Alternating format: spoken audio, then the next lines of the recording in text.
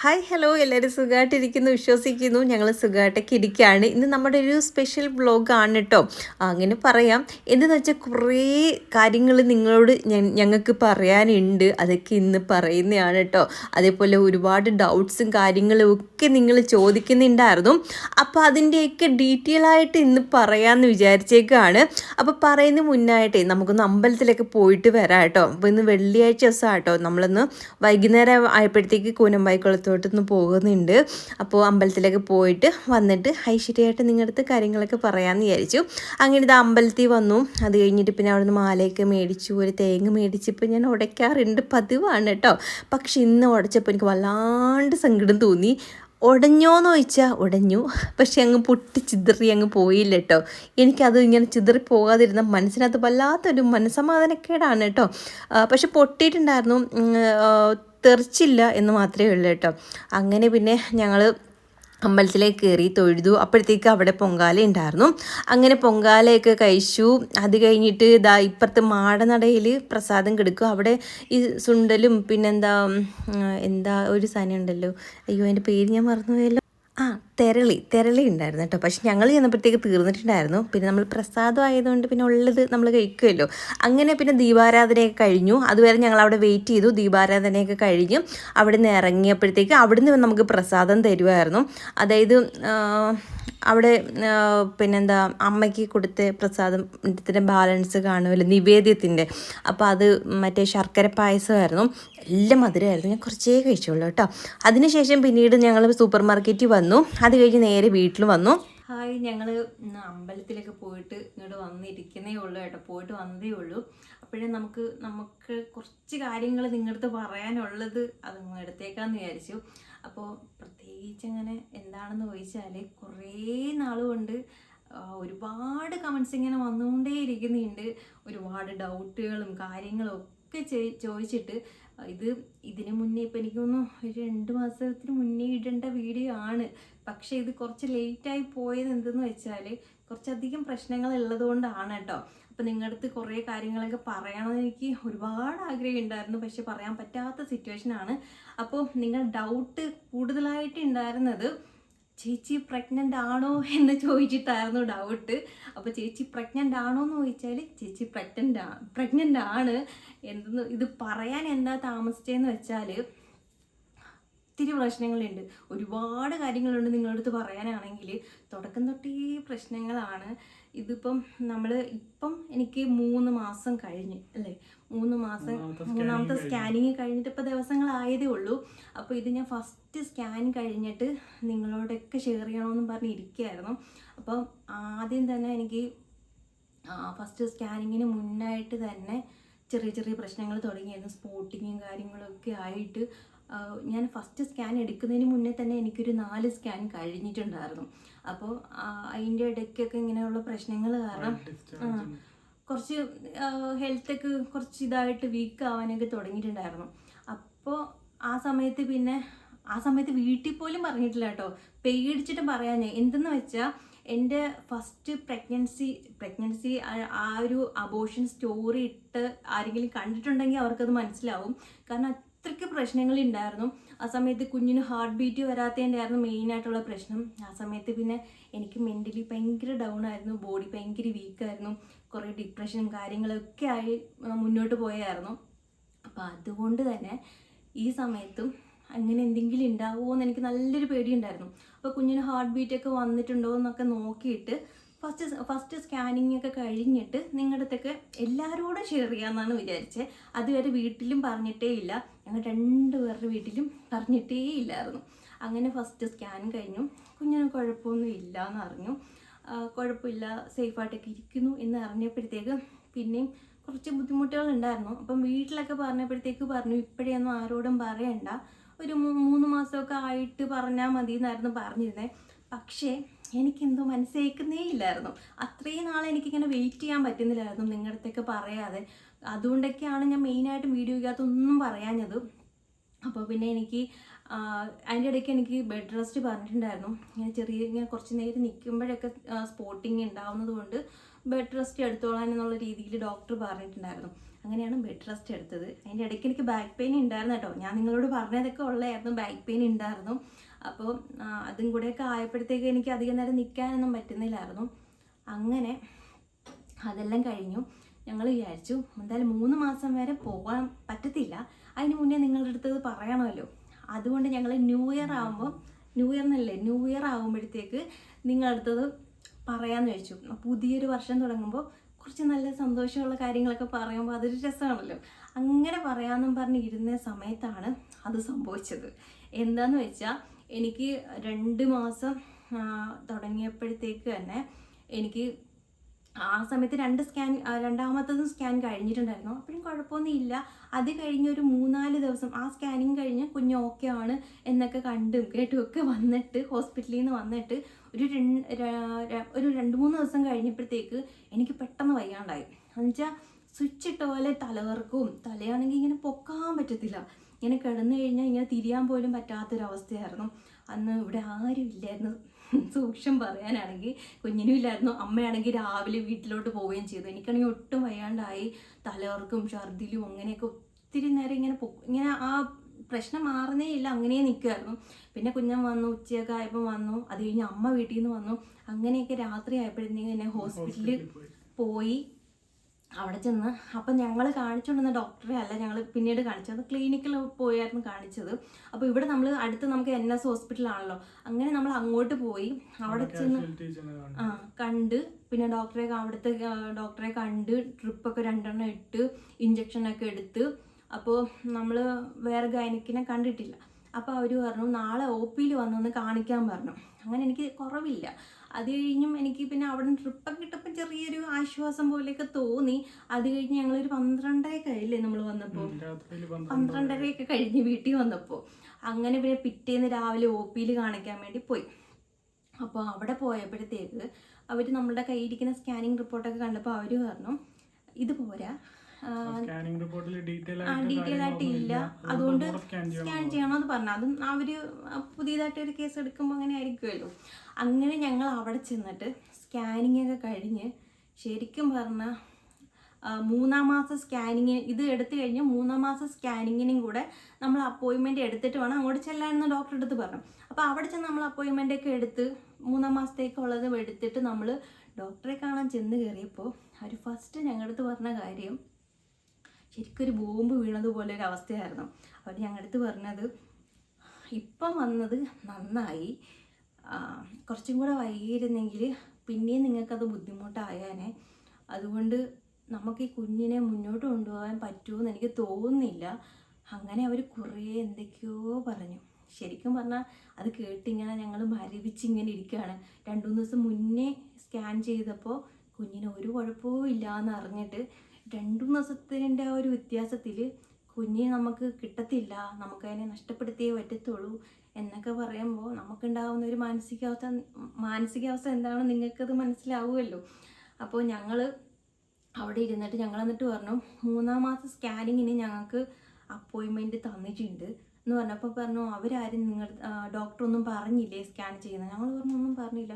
അങ്ങനെ ഞങ്ങൾ കാണിച്ച ഡോക്ടർ, സ്കാൻ ചെയ്യുന്ന ഡോക്ടറെ അടുത്ത് വിളിച്ച് ചോദിച്ചു ഇങ്ങനെയൊക്കെ റിപ്പോർട്ടിനകത്തുണ്ടല്ലോ. അപ്പോൾ ആ ഡോക്ടർ പറഞ്ഞു 3-ാം മാസം കഴിയാതെ ഇതിനെക്കുറിച്ച് ഒന്നും പറയാൻ പറ്റത്തില്ല, നമുക്ക് ഇതിനകത്ത് എന്തെങ്കിലും പറയാൻ പറ്റത്തുള്ളൂ എന്ന് പറഞ്ഞതുകൊണ്ട് അവർ പറഞ്ഞ ശരി, നിങ്ങൾ ഇനി പ്രാർത്ഥിക്കാനേ പറ്റത്തുള്ളൂ, അല്ലാതെ ഇതിനകത്ത് ഒന്നും ചെയ്യാൻ പറ്റത്തില്ല, അതുകൊണ്ട് നിങ്ങൾ നല്ല രീതിയിൽ പ്രാർത്ഥിക്കുക, നമുക്ക് നോക്കാം മുന്നോട്ട് കൊണ്ടുപോകണോ വേണ്ടയോ എന്നിങ്ങനെ.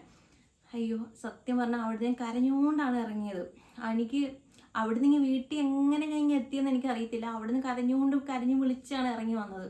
അവിടുന്ന് വന്ന് പിന്നെ ശരിക്കും പറഞ്ഞാൽ ഒരു 2 ആഴ്ച ഞാൻ ഒറ്റക്കിടപ്പായിരുന്നു. ഫുഡ് പോലും എനിക്ക് കഴിക്കാൻ നേരെ ചൊവ്വേ പറ്റുന്നില്ലായിരുന്നു. ആ ഒരു ഡിപ്രഷൻ സ്റ്റേജിലോട്ട് പോകുന്ന പോലെ എനിക്ക് ഫീൽ ചെയ്തു. പിന്നെ ഞാൻ വിചാരിച്ചു എന്തായാലും അവർ പറഞ്ഞില്ലേ ഇനിയും നമുക്കൊരു പ്രതീക്ഷ ഉണ്ടല്ലോ. പിന്നെ 1 മാസം കിടക്കുകയാണ്. കാരണം 2-ാം മാസം തുടങ്ങിയപ്പോഴാണ് എനിക്ക് ഈ ഒരു പ്രശ്നം പറഞ്ഞത്. പിന്നെ ഈ 1 മാസം കിടക്കുക, കാരണം 3 മാസം കഴിയുമ്പോഴാണ് നമുക്ക് സ്കാനിങ്ങിന് പറഞ്ഞിരുന്നത്. അയ്യോ ആ 1 മാസം എനിക്ക് ശരിക്കും പറഞ്ഞാൽ ഒരു ദിവസം ഇങ്ങനെ കഴിഞ്ഞു പോണേ എന്നങ്ങ് പ്രാർത്ഥിക്കുകയായിരുന്നു. അങ്ങനെ പിന്നെ പതിയെ ഞാൻ പിന്നെ അതിൽ നിന്ന് ചേഞ്ച് ആവാൻ തുടങ്ങി. ഞാനിങ്ങനെ ഇരുന്നാൽ പിന്നെയും കുഞ്ഞിന് എന്തെങ്കിലും പ്രശ്നം ആയാലോ എന്ന് വിചാരിച്ചിട്ട് മൈൻഡൊക്കെ ഓക്കെ ആക്കി വന്നു. ഇതിൻ്റെ ഇടയ്ക്ക് വെച്ചിട്ട് ഫോൺ യൂസ് ചെയ്യുന്നേ ഇല്ലായിരുന്നു. ഇതുവരെ ഞാൻ ഈ 3-ാം മാസം സ്കാനിങ് ഇപ്പോൾ കഴിഞ്ഞിട്ട് ദിവസങ്ങളായതേ ഉള്ളൂ. ആ ഒരു മാസം ഫുള്ളായിട്ട് ഒറ്റ മനുഷ്യരുടെ അടുത്ത് ഞാൻ ഫോണിൽ സംസാരിച്ചിട്ടേ ഇല്ല. കാരണം എന്തെങ്കിലും എനിക്ക് ഫസ്റ്റ് എൻ്റെ ആ ഒരു പ്രഗ്നൻസിയിൽ എനിക്ക് ഭയങ്കര നെഗറ്റീവായിരുന്നു കിട്ടിയിരുന്നത്. കാരണം എനിക്ക് കൂട്ടത്തിലുള്ള ആൾക്കാരൊക്കെ എനിക്ക് കുഞ്ഞിന് ഹാർട്ട് ബീറ്റ് ആദ്യം വരാഞ്ഞ് കുറേ നാൾ നോക്കി. ഒരു 3 മാസത്തിനെ അടുപ്പിച്ചാണ് നമുക്കത് വേണ്ട എന്ന് വെക്കേണ്ടത്. സർജറി ആയിട്ട് തന്നെ മാറ്റിയതാണ്. കാരണം ആ സമയത്ത് നമുക്കിങ്ങനെ ടാബ്ലറ്റ് വെച്ചാലൊന്നും അബോർഷനായി പോകത്തില്ല. അങ്ങനെ പിന്നെ അതുവരെ ഞാൻ ടെൻഷനാണ് അനുഭവിച്ചത്. അതുകൊണ്ട് ഈ ഒരു കാര്യം ആരുടെ അടുത്ത് ഷെയർ ചെയ്യാനോ അല്ലെങ്കിൽ അവരിൽ നിന്ന് നമുക്ക് കിട്ടുന്ന നെഗറ്റീവും കൂടെ പിന്നെയും ടെൻഷൻ കൂട്ടും. അവരെന്തെങ്കിലുമൊക്കെ പറയും, കേൾക്കുന്നവർ ഓരോ കാര്യങ്ങൾ പറഞ്ഞു തരും. പിന്നെ എന്തിനാ വെറുതെ എന്ന് വിചാരിച്ചിട്ട് ആരോട് സംസാരിക്കുകയോ പറയുകയോ ഒന്നും ചെയ്തിട്ടില്ലായിരുന്നു. അങ്ങനെ കുറേ നാൾ ഇപ്പം ഈ 3-ാം മാസം സ്കാനിങ് അങ്ങനെ നമുക്ക് വന്നു. ആ ദിവസം വന്നപ്പോഴത്തേക്ക് ഇപ്പോഴത്തെ സ്കാനിങ്ങിൽ നമുക്ക് കുഴപ്പമൊന്നും ഇല്ല എന്ന് അറിഞ്ഞു. നോർമലാണ്. അപ്പോൾ അതിനുശേഷമാണ് മനസ്സമാധാനമായത്. സത്യം പറഞ്ഞാൽ ഈ സമയത്തിനിടയ്ക്ക് വെച്ച് എന്തുമാത്രം ദൈവങ്ങളെ വിളിക്കാവോ അവരെല്ലാം വിളിച്ചു, കരഞ്ഞ് പ്രാർത്ഥിച്ചു. അത്രയ്ക്കൊരു വല്ലാത്തൊരു മാനസികാവസ്ഥകളായിരുന്നു. ഇതിൻ്റെയൊക്കെ ഇടയ്ക്കിൽ നിങ്ങളുടെ അടുത്ത് ഞാൻ എങ്ങനെയാണ് വന്ന് പറയുന്നത് പ്രഗ്നൻ്റ് ആണ് എന്ന് പറയുമ്പോൾ നമുക്കൊരു സന്തോഷം വേണമല്ലോ. ആ ഒരു സന്തോഷം ഞങ്ങൾക്ക് കിട്ടുന്നില്ലായിരുന്നു. അപ്പോൾ ആദ്യം തൊട്ടേ ചെറിയ പ്രശ്നങ്ങളാണെങ്കിലും ആദ്യമൊന്നും എനിക്ക് വലിയ കുഴപ്പമില്ലാതെ പോയിക്കൊണ്ടിരിക്കുകയായിരുന്നു. അതിൻ്റെ ഇടയ്ക്ക് ഈ ഒരു പ്രശ്നം വന്നതാണ് ഏറ്റവും വലിയൊരു. ഇല്ലെങ്കിൽ ഞങ്ങൾ ആ ന്യൂ ഇയർ സമയത്തേ പറഞ്ഞത്, അതിന് മുന്നേ പറയാമെന്നും പറഞ്ഞിരിക്കുമായിരുന്നു. എന്നിട്ട് പിന്നെ ആഴ്ച പുതിയൊരു വർഷം ആകുമ്പോഴത്തേക്ക് തുടക്കത്തിൽ അത് പറയാമെന്നും പറഞ്ഞിരിക്കുമായിരുന്നു. അന്നേരം പിന്നെ ഇങ്ങനെയൊക്കെ ആയി തീർന്നു. അപ്പോൾ ഇപ്പം എന്തായാലും കുഴപ്പമൊന്നും ഇല്ലാതെ പോകുന്നു. പക്ഷെ അവർ 3-ാം മാസം സ്കാനിങ് കഴിഞ്ഞ് കുഴപ്പമൊന്നും ഇല്ല എന്ന് അറിഞ്ഞെങ്കിലും ഫസ്റ്റത്തെ സ്കാനിങ്ങിൽ കുഞ്ഞിന് ചെറിയ പ്രശ്നം ഉണ്ടായിരുന്നു. അപ്പോൾ അതെന്തുകൊണ്ടാണ് അങ്ങനെ കാണിച്ചതെന്ന് അവർക്ക് അറിയത്തില്ല. അതുകൊണ്ട് ചിലപ്പോൾ ഇനി കാണിക്കാതിരിക്കാം എന്നൊക്കെയാണ് പറയുന്നത്. അതുകൊണ്ട് 4-ാം മാസം സ്കാനിങ് കൂടെ കഴിഞ്ഞിട്ട് എന്തോന്ന് വെച്ചാൽ മുന്നോട്ട് പോകാം എന്നൊക്കെയാണ് പറയുന്നത്. സ്കാനിങ് കഴിഞ്ഞിട്ട് മറ്റേ ഡബിൾ മാർക്കർ ടെസ്റ്റിനും കൂടെ കൊടുത്തിട്ടുണ്ടായിരുന്നു. അപ്പോൾ അതിലൊരു 90% ഒക്കെ നമുക്ക് കൺഫർമേഷൻ കിട്ടത്തുള്ളൂ എന്നുള്ള രീതിയിലാണ് പറഞ്ഞത്. അതും കൂടെ അതിൻ്റെ റിസൾട്ട് ഇതുവരെ കിട്ടിയിട്ടില്ല. എനിക്കറിയത്തില്ല. എനിക്ക് ഇപ്പോഴും ടെൻഷൻ ഉണ്ടോയെന്ന് ചോദിച്ചാൽ ടെൻഷൻ മാത്രമേ ഉള്ളൂ ഈ ഒരു കാര്യത്തിൽ. കാരണം നമ്മൾ ഒരുപാട് ആഗ്രഹിച്ച് കാത്തിരുന്ന് കിട്ടിയതല്ലേ. അപ്പോൾ അത് ആദ്യത്തേത് നഷ്ടപ്പെട്ടപ്പോഴേ നമുക്ക് അത്രത്തോളം സഹിക്കാൻ പറ്റുന്നില്ലായിരുന്നു. അതിൻ്റെ കൂടെ ഇപ്പം നമ്മൾ ഇത്രയും നാളിന് ശേഷം നമുക്ക് കിട്ടുമ്പോഴത്തേക്ക് നമുക്ക് അതനുസരിച്ചിട്ട് സങ്കടവും ഒക്കെ ഉണ്ടല്ലോ. അപ്പോൾ ഈ ഒരു കാര്യം നിങ്ങളുടെ അടുത്ത് ഒരുപാട് സന്തോഷത്തോടെ എനിക്ക് പറയണമെന്നായിരുന്നു ഉണ്ടായിരുന്നത്. പക്ഷേ നമ്മുടെ സാഹചര്യം കൊണ്ട് ഇങ്ങനെ കുറേ കാര്യങ്ങളൊക്കെ ആയതുകൊണ്ട് ഇങ്ങനെയൊക്കെ ആയിപ്പോയി. അപ്പം ഇതൊക്കെ ഈ ഒരു കാര്യങ്ങൾ കൊണ്ടാണ് നിങ്ങളുടെ അടുത്ത് ഇത്രയും നാൾ വൈകിച്ചത്.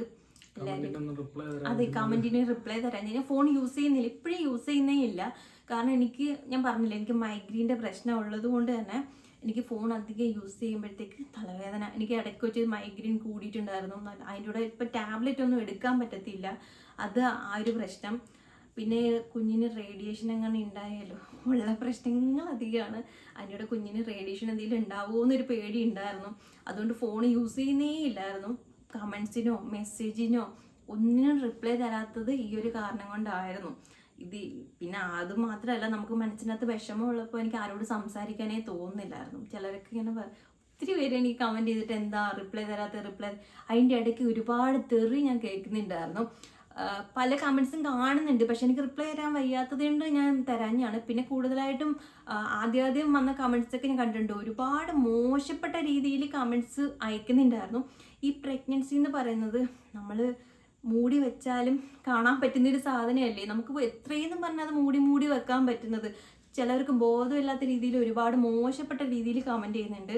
അവർ നമ്മുടെ ഫാമിലി മെമ്പേഴ്സ് ആണെന്ന് അറിഞ്ഞതിലാണ് എനിക്ക് ഏറ്റവും കൂടുതൽ സങ്കടം തോന്നിയത്. കാരണം ഫേസ്ബുക്കിലൊക്കെ ഒരുപാട് നെഗറ്റീവ്, നമുക്കിപ്പം നല്ല രീതിയിൽ സപ്പോർട്ട് ചെയ്ത് നിന്ന ആൾക്കാർ വന്നിട്ട് മോശപ്പെട്ട കമൻറ്റ് ചെയ്തപ്പോൾ ഭയങ്കരമായിട്ട് ഫീൽ ചെയ്തു എനിക്ക്. കാരണം നമ്മളെ മനസ്സിലാക്കുന്ന ആൾക്കാരാണല്ലോ ഇങ്ങനെ നമ്മുടെ അടുത്ത് സംസാരിക്കുന്നതെന്ന് ഓർത്തപ്പോൾ ഭയങ്കര സങ്കടം തോന്നി. പക്ഷെ കുഴപ്പമില്ല. പക്ഷെ ആ ആൾക്കാരെയൊക്കെ എനിക്ക് ഓർമ്മയുണ്ട് കേട്ടോ, ഞാൻ മറക്കത്തില്ല. കാരണം ഈ ഒരു സമയത്ത് നമുക്ക് ഉണ്ടാവുന്ന നമുക്ക് ഉപകാരം ചെയ്തില്ലെങ്കിൽ ഉപദ്രവിക്കാതിരിക്കുക, നമ്മൾ ആരെയും ഒന്നും പറഞ്ഞിങ്ങനെ വേദനിപ്പിക്കാതിരിക്കുക. ഞാൻ അതാണ് ചെയ്യുന്നത്.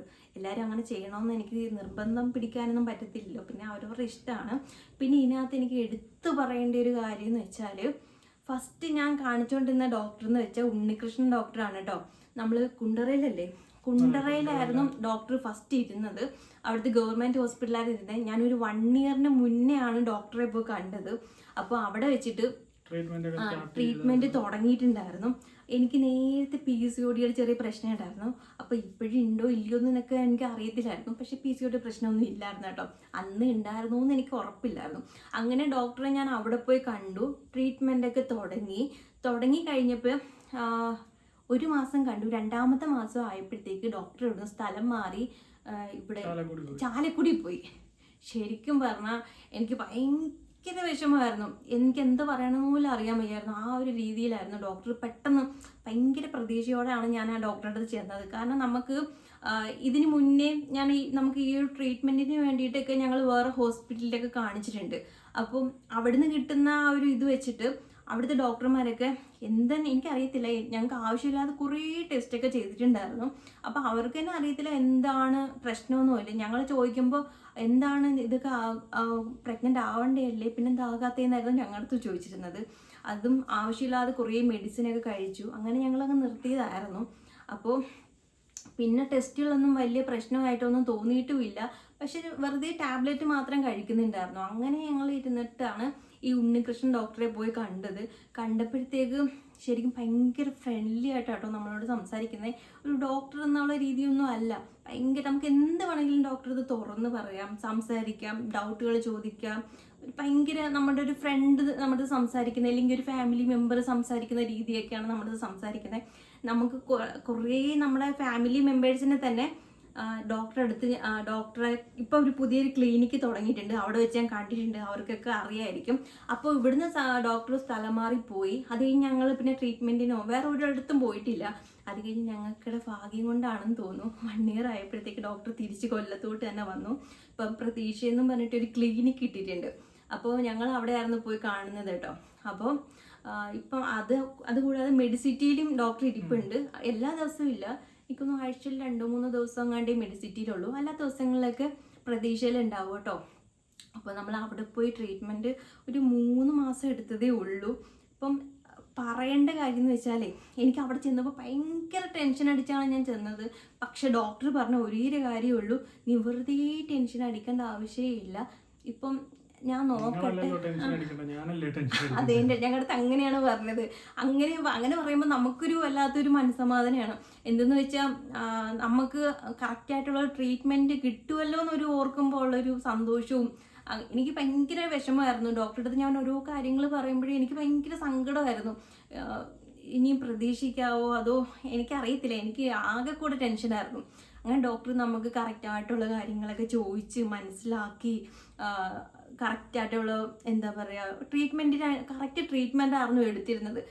മരുന്ന് കഴിച്ചു. ഒരു 3 മാസം ഞങ്ങൾ ഒരു ടെസ്റ്റൊക്കെ കഴിഞ്ഞു, ടാബ്ലറ്റ് ഒക്കെ കഴിച്ചു. ഇങ്ങനെ നിന്നു. 3ാമത്തെ മാസം മനസ്സിലാക്കി ടെസ്റ്റ് ചെയ്തതിന് ശേഷം അതിന്റെ മെഡിസിനൊക്കെ കുറച്ച് പ്രശ്നങ്ങളൊക്കെ ഉണ്ടായിരുന്നു. പക്ഷെ ഇതിനു മുന്നേ നമ്മൾ കാണിച്ചപ്പോൾ വലിയ പ്രശ്നങ്ങളായിട്ടൊന്നും ഇല്ലായിരുന്നു. പക്ഷെ ഇപ്പം ഓരോ വർഷങ്ങൾ പോകുന്തോറും അതനുസരിച്ചിട്ടുള്ള പ്രശ്നങ്ങളൊക്കെ ഉണ്ടാവുമല്ലോ നമുക്ക്. അപ്പോൾ അതനുസരിച്ചിട്ടുള്ള പ്രശ്നങ്ങൾ ഉണ്ടായിരുന്നു. ശരിക്കും ബ്ലഡ് ടെസ്റ്റും അതൊക്കെ വന്നപ്പോൾ എനിക്ക് ഭയങ്കര ടെൻഷനായിരുന്നു. അപ്പോൾ ഡോക്ടർ പറഞ്ഞു, പേടിക്കേ വേണ്ട, നിനക്ക് എന്തായാലും പ്രഗ്നൻ്റ് ആകും എന്നുള്ള രീതിയിലായിരുന്നു ഡോക്ടർ പറഞ്ഞിരുന്നത് കേട്ടോ. നമുക്ക് ആ തരുന്ന ഒരു ഉറപ്പ്, നടന്നോ ഇല്ലയോ അതൊന്നും ഇല്ല, നമുക്ക് ഒരു ഉറപ്പ് തരുമ്പോൾ നമുക്ക് അതനുസരിച്ച് നമുക്കവിടെ മനസ്സിനകത്ത് നമുക്ക് ഉണ്ടാവും എന്നുള്ളൊരു പ്രതീക്ഷ ഉണ്ടല്ലോ. ആ ഒരു പ്രതീക്ഷയായിരുന്നു. 3 മാസം കഴിഞ്ഞപ്പോഴത്തേക്ക് പോസിറ്റീവായി. ഡോക്ടറുടെ അടുത്ത് എത്ര നന്ദി പറഞ്ഞാലും തീരത്തില്ല. അത്രയ്ക്ക് കൈപ്പുണ്യം എന്നൊക്കെ പറയത്തില്ല, അതേപോലെ കൈപ്പുണ്യമുള്ള ഡോക്ടറാണ്. ഭയങ്കര എന്താ പറയുക, എനിക്ക് ഡോക്ടറെ കുറിച്ച് പറയുമ്പോൾ എനിക്ക് എന്താ പറയേണ്ടതെന്ന് പോലും അറിയത്തില്ല. അത്രയ്ക്ക് നമ്മളടുത്ത് ഭയങ്കര സ്നേഹമായിട്ടാണ് സംസാരിക്കുകയും പെരുമാറുകയും കാര്യങ്ങളൊക്കെ ഒക്കെ ചെയ്യുന്നത്. അപ്പോൾ അവിടുത്തെ സ്റ്റാഫുകളുടെ കാര്യമായാലും എടുത്തു പറയണം കേട്ടോ. എല്ലാവരും നമുക്ക് ഡോക്ടർ നമ്മുടെ അടുത്ത് എങ്ങനെയാണോ അതേപോലാണ് പ്രതീക്ഷയിലെ സ്റ്റാഫുകൾ എല്ലാവരും നമ്മുടെ അടുത്ത് ഭയങ്കര ഫ്രണ്ട്ലി ആയിട്ടാണ് സംസാരിക്കുന്നത്. നമുക്ക് എന്തെങ്കിലും ഒരു ഡൗട്ട് ഉണ്ടെങ്കിലോ വിളിച്ച് ചോദിക്കുകയോ. ഇപ്പോഴും ഞങ്ങളിപ്പം ഡോക്ടറെ കാണുന്നില്ല, ഡോക്ടർ ക്ലിനിക്കിലാണ്, ഡെലിവറിയും കാര്യങ്ങളൊന്നും ഇല്ല കേട്ടോ അവിടെ. അന്നേരം നമുക്ക് ഹോസ്പിറ്റലിലോട്ട് മാറിക്കോളാൻ പറഞ്ഞായിരുന്നു. പക്ഷെ എനിക്ക് ശരിക്കും പറഞ്ഞാൽ ഡോക്ടർ തന്നെ ഡെലിവറി എടുത്താൽ മതി എന്നായിരുന്നു, കാരണം അവിടെ തന്നെ കാണിക്കണമെന്നായിരുന്നു. പക്ഷെ നമുക്കത് പറ്റത്തില്ലല്ലോ. അതുകൊണ്ട് നമ്മൾ വേറെ ഹോസ്പിറ്റലിൽ ഇപ്പം എനിക്ക് പോകുന്നിടത്ത് വലിയ തൃപ്തികരമാണോ എന്ന് ചോദിച്ചാൽ എനിക്ക് അറിയത്തില്ല, എനിക്ക് പറയാൻ അറിയത്തില്ല. കാരണം ഡോക്ടറെ അടുത്തുനിന്ന് നമ്മൾ വേറൊരിടത്ത് പോയപ്പോൾ ഭയങ്കര ഒരു ബുദ്ധിമുട്ട് എനിക്ക് ഫീൽ ചെയ്യുന്നുണ്ടായിരുന്നു. അപ്പോൾ എന്തൊക്കെ പറഞ്ഞാലും ഡോക്ടറെ അടുത്ത് എത്ര നന്ദി പറഞ്ഞാലും തീരത്തില്ല, അത്രയ്ക്ക് നന്ദിയുണ്ട്. അപ്പോൾ നമ്മുടെ ഫാമിലി മെമ്പേഴ്സ് തന്നെ ഒരുപാട് പേരെ ഞാൻ അവിടെ വെച്ച് കണ്ടിട്ടുണ്ട്. എല്ലാവർക്കും പോസിറ്റീവ് ആവട്ടെ എന്ന് പ്രാർത്ഥിക്കുകയാണ് കേട്ടോ. അപ്പം ഈ ക്ലിനിക്കിൽ പോകാൻ താല്പര്യം ആർക്കെങ്കിലും ഉണ്ടെങ്കിൽ ജസ്റ്റ് ഞാൻ കോണ്ടാക്ട് നമ്പർ, അവിടുത്തെ പ്രതീക്ഷയുടെ നമ്പർ നമ്മുടെ വീഡിയോയുടെ കൂടെ, കൊല്ലത്ത് തന്നെ ആദിച്ചെന്നല്ലൂരാണ്. അപ്പോൾ അവിടെ നമ്പർ കൊടുത്തേക്കാം, വിളിച്ച് ചോദിച്ചിട്ട് നിങ്ങൾക്ക് ആർക്കെങ്കിലും പോകാൻ അതെ. പിന്നെ ഡോക്ടർ ഒരു യൂട്യൂബ് ചാനൽ ഉണ്ട് കേട്ടോ, അത് വേണമെങ്കിൽ ഞാൻ താഴെ കൊടുത്തേക്കാം. അതിനകത്ത് നമുക്ക് ആവശ്യമുള്ള വീഡിയോസാണ് ഇടുന്നത്. കൂടുതലായിട്ട് എനിക്ക് ഒരുപാട് ഡൗട്ട് ഉണ്ടായിരുന്ന സമയത്ത് ഞാൻ ആ വീഡിയോസൊക്കെ ആയിരുന്നു നോക്കുന്നത്. അപ്പോൾ നമുക്ക് കുറേയൊക്കെ ഡൗട്ടുകളൊക്കെ ക്ലിയർ ആവും കേട്ടോ. അതിനകത്ത് നമുക്ക് വേണ്ടുന്ന കുറേ വീഡിയോസ് ഉണ്ട്. അപ്പോൾ അതിൻ്റെ വേണമെങ്കിലും ഞാൻ താഴെ കൊടുത്തേക്കാം, അപ്പോൾ നിങ്ങൾ കയറി ചെക്ക് ചെയ്താൽ മതി. പിന്നെ നമ്പറും കൂടെ കൊടുത്തേക്കാം. എന്തെങ്കിലും ഡൗട്ടോ കാര്യങ്ങളോ ഒക്കെ ഉണ്ടെങ്കിൽ വിളിച്ച് ചോദിച്ചാൽ മതി, അവർ കറക്റ്റായിട്ട് പറഞ്ഞൊക്കെ തരുന്നതായിരിക്കും. താല്പര്യമുള്ളവർ പോവുക, കാരണം എല്ലാവർക്കും പോസിറ്റീവ് ആവട്ടെ എന്നുള്ളൊരു പ്രാർത്ഥനയിൽ ഞാൻ പറയുക കേട്ടോ. കാരണം എനിക്ക് അത്രയ്ക്ക് വിശ്വാസമാണ് ഡോക്ടറെ. അപ്പോൾ പിന്നെ ഈ കാര്യങ്ങളായിരുന്നു നിങ്ങളുടെ അടുത്ത് എനിക്ക് ഷെയർ ചെയ്യാനുള്ളത്. അപ്പോൾ വൈകിപ്പോയതും ഇതുകൊണ്ടാണ് കേട്ടോ പറയാനൊക്കെ. പിന്നെ പ്രത്യേകിച്ച് അങ്ങനെ ആരുടെ അടുത്ത് പറഞ്ഞാൽ അവര് 3 മാസത്തിന് ശേഷം പറഞ്ഞാൽ മതി എന്നുള്ള രീതിയിലായിരുന്നല്ലോ പറഞ്ഞുകൊണ്ടിരുന്നത്. നമുക്ക് ഈ പ്രോബ്ലം കൂടെ ഉള്ളതുകൊണ്ടാണ് ലേറ്റ് ആയത്. അതെ. അപ്പോൾ പിന്നെ പ്രത്യേകിച്ച് ഇങ്ങനൊന്നുമില്ല. ഇനി എന്തെങ്കിലും നിങ്ങൾക്ക് ഡൗട്ടോ കാര്യങ്ങളോ ഉണ്ടെങ്കിൽ ചോദിച്ചാൽ മതി, അത് ഞാൻ വേറൊരു വീഡിയോയിലോട്ട് പറയാം. പക്ഷേ ഇപ്പോഴും ഫോൺ അങ്ങനെ യൂസ് ചെയ്യാത്തതുകൊണ്ടൊക്കെ ആണ് കേട്ടോ കമൻറ്റ് ബോക്സിനൊക്കെ കമൻറ്റിനും പിന്നെ നമുക്ക് മെസ്സേജിനും ഒന്നിനും റിപ്ലൈ തരാൻ പറ്റാത്തത്. അതൊക്കെയൊക്കെ ഞാൻ നോക്കാം കേട്ടോ, കുറച്ചും കൂടെ കഴിയട്ടെ. എനിക്ക് ഇപ്പോഴും അങ്ങോട്ട് ഓക്കെ ഒന്നും ആയിട്ടില്ല. പറഞ്ഞില്ലേ 4-ാം മാസവും കൂടെ പറയുന്നത് കൊണ്ട്